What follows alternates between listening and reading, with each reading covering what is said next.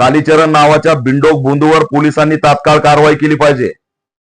काल दौंडमध्ये तथागत गौतम बुद्धाच्या पुतळ्यासमोर देवीची आरती मानण्याचं काम यांनी केलं, विटंबना केली, बौद्ध अनुयायांच्या भावना भडकवण्याचं काम केलंय।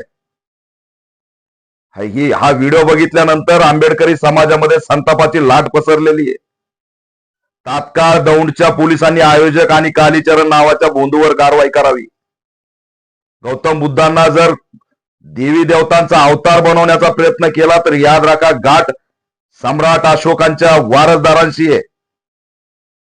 भीमा कोरेगाव मधल्या सिद्धनाथ महाराजांची आम्ही औलाद आहे, लक्षात ठेवा। विद्रुपीकरण करण्याचा जर प्रयत्न केला कालीचरण तर महागात पडेल। गौतम बुद्धा पुढे आरती करतो, काय संबंध आहे? एकीकडे हिंदू राष्ट्राची भाषा करायची, हिंदू हिंदू म्हणून सभा लावायच्या, आणि तिथं बौद्ध समाजाचा आमच्या असणाऱ्या अस्मितेचं प्रतीक गौतम बुद्धाची मूर्ती ठेवतो। हिम्मत आहे सर, स्वतः वावरा ना, दम असेल तर। आम्हाला सोबत घेण्याचा प्रयत्न का करताय? तिथं गौतम बुद्धांची मूर्ती ठेवून विद्रुपीकरण समाजकंटकीय कृती या कालीचरणनी केलेलं आहे। पोलिसांनी परवानगी दिली कशी? पोलीस बघत कस काय होते? एवढी मोठी विटंबना त्यांच्या समोर कस काय झाली?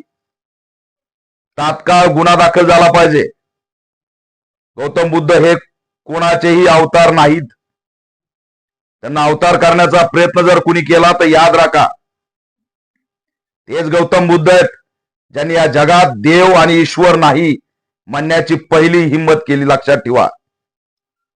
आणि त्यांना जर त्या ठिकाणी विटंबित करण्याचा प्रयत्न केला तर आम्ही सोडणार नाहीत। हे सगळं महाराष्ट्रात फिरणं बंद करून टाकू कालीचरण। भलं मोठं कुकू लावून जे फिरतोस ना, वेळ लागायचा नाही आम्हाला ठीक करायला, आमच्या नादाला लागायचं नाही।